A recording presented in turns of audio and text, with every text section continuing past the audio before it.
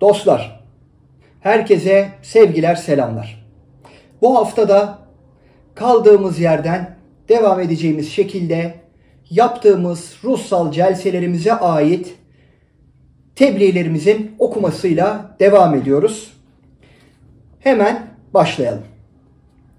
Soru: Allah'ın sınırsız olduğu bilgisinde insan olarak talep veya isteklerimizde biz de sınırsız olsak bu doğru bir yaklaşım mı diye sorduk. Cevap: doğrudur.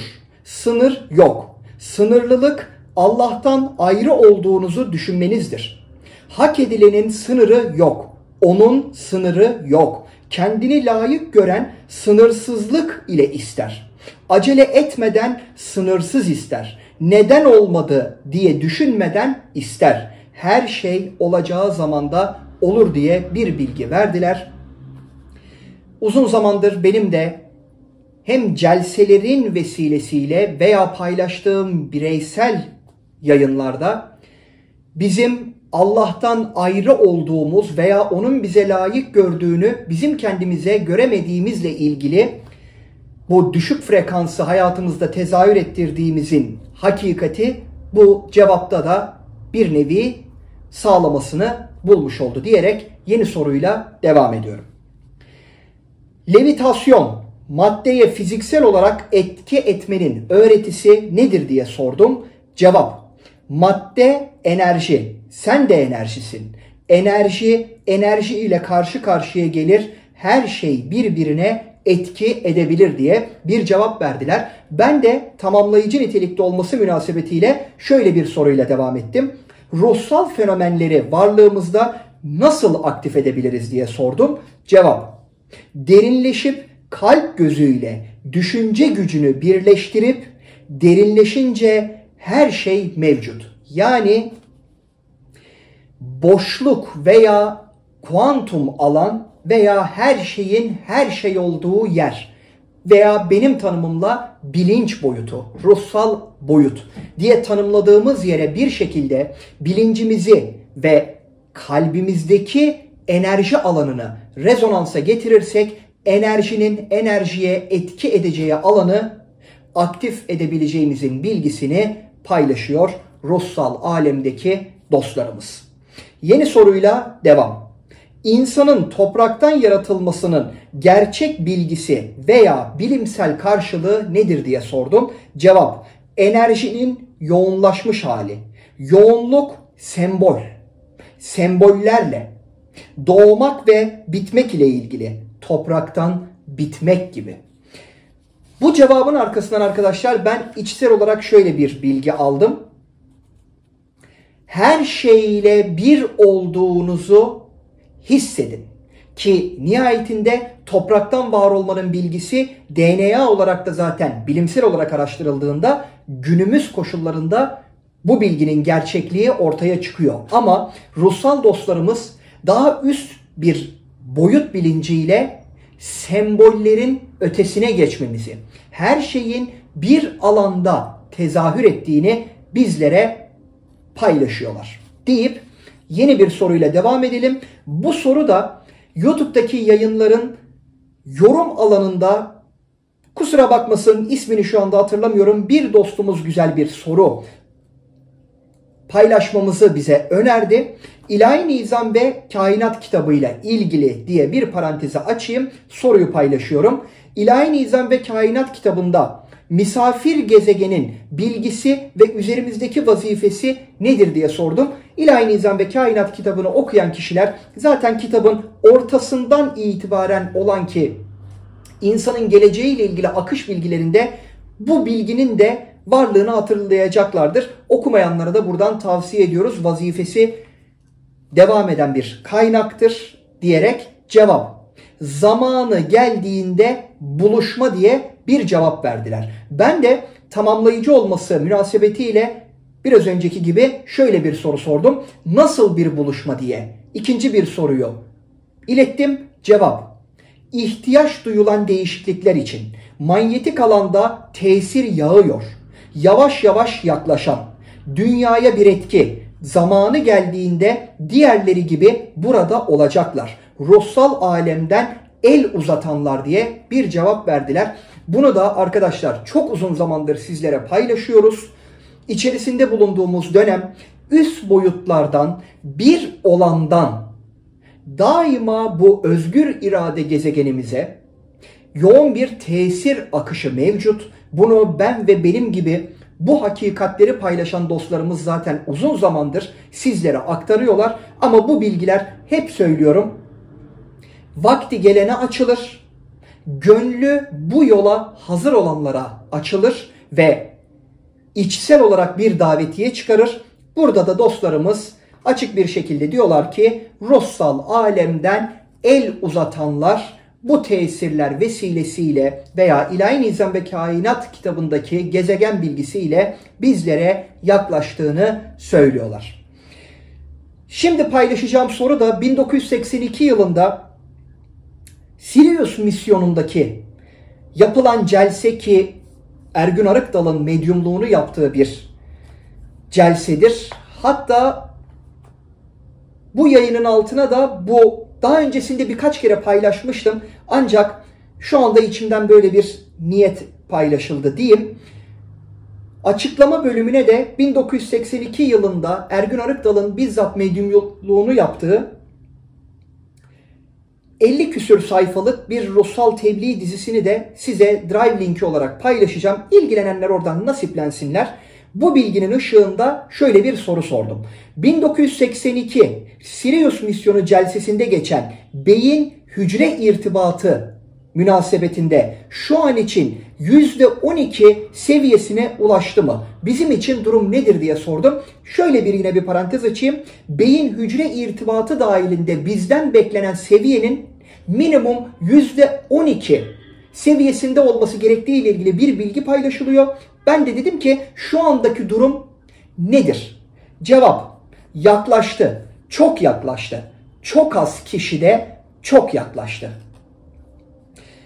Çok az kişide çok yaklaştı bilgisi de biraz önce söylediğim niteliktedir arkadaşlar. Maalesef ki bu alan herkese açık değil, bu yola hazır olanlara açıktır deyip yeni soruyla devam edelim. Yaratılışa ait bilgi taneciği nedir diye sordum. Buradaki bilgi de yine Sirius misyonundaki celse bilgisinden bir paylaşımdır. Ben de bilgi taneciğinin hakikatini burada bir öğrenmek niyetiyle bir soru sordum. Cevap: en yüksek zekanın parçası. Birinci en yüksek zeka. Yaratıcının parçası o. Bilgi taneciğinin ifade alanı elektronlar arası iletişim ile. Allah ile, yüksek zeka ile bir olanın, bunu yaşayanın, bundan şüphe etmeyenin elektron varlığı Allah bilinci ile dolar. Boşluk Allah bilincidir. Boşluk odur. Boşluk yaratıcının bilinci diye bir cevap verdiler. Çok uzun zamandır ben de boşlukla ilgili çalışmalar yaptığımı ve hayatımdaki gerçekten spiritüel anlamdaki değişimin bu boşlukla ilgili olan münasebetimden sonrasında olduğunu paylaştım. Bu boşluk çalışmasını çok fazla deneyimlemeye çalışın. Bilincinizi o boşluk alanına, her şeyin bir olduğu alana bir şekilde rezonansa getirmeye çalışın diye ben de ek bir bilgi paylaşayım arkadaşlar. Yeni soruyla devam.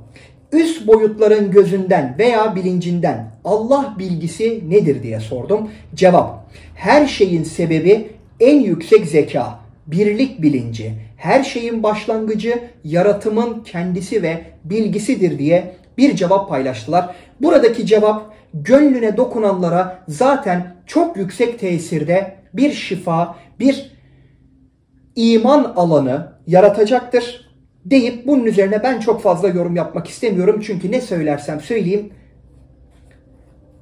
ancak anlayana açılacaktır diyelim. Devam ediyorum. Soru: DNA'daki evrensel bilgi birikimi insanda nasıl aktif edilir diye sordum. Cevap: denizde damla gibi. Evrensel bilgi deniz, insandaki DNA denizdeki damla.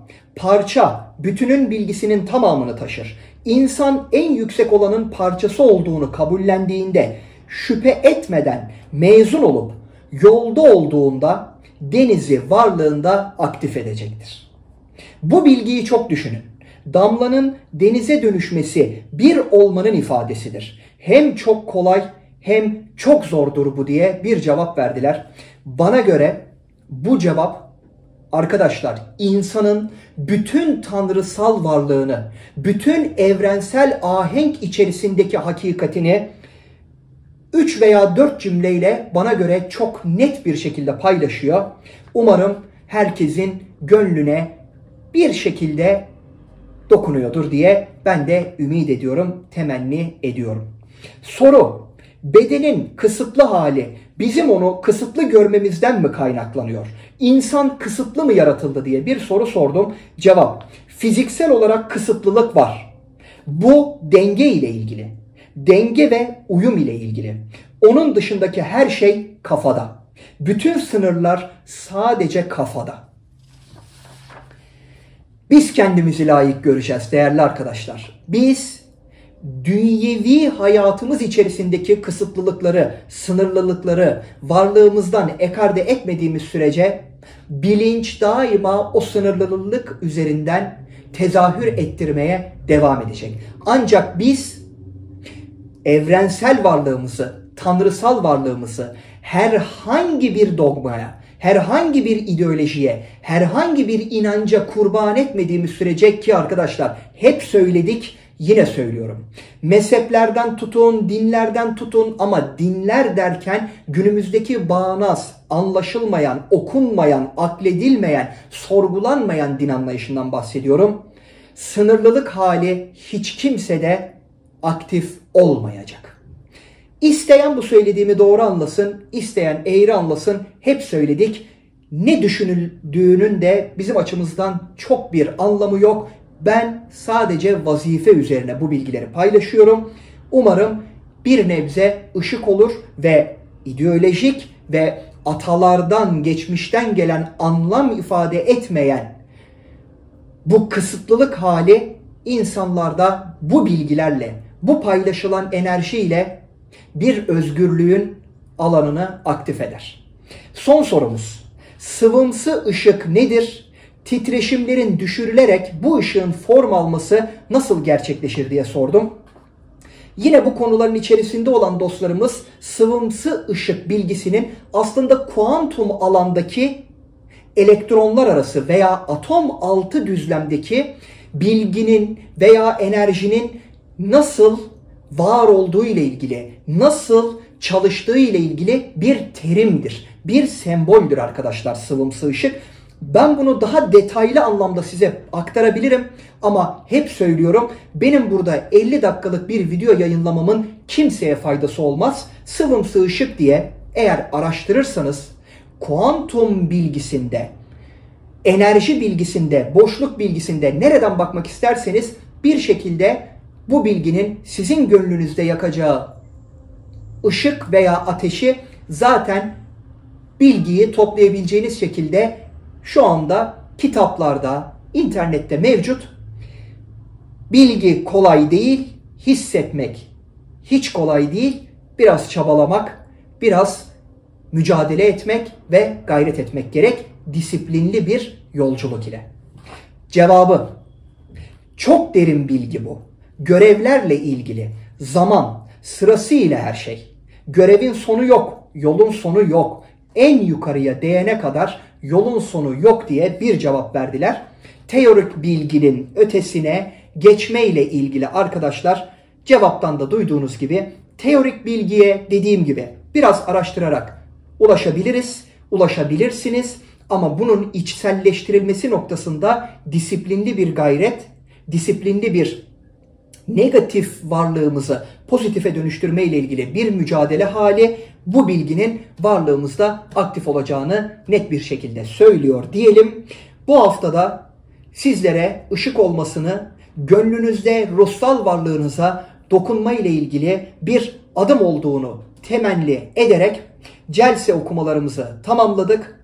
İnşallah haftaya tekrardan görüşmek üzere diyelim. Kendinize çok çok iyi bakın. Sevgiler diliyoruz.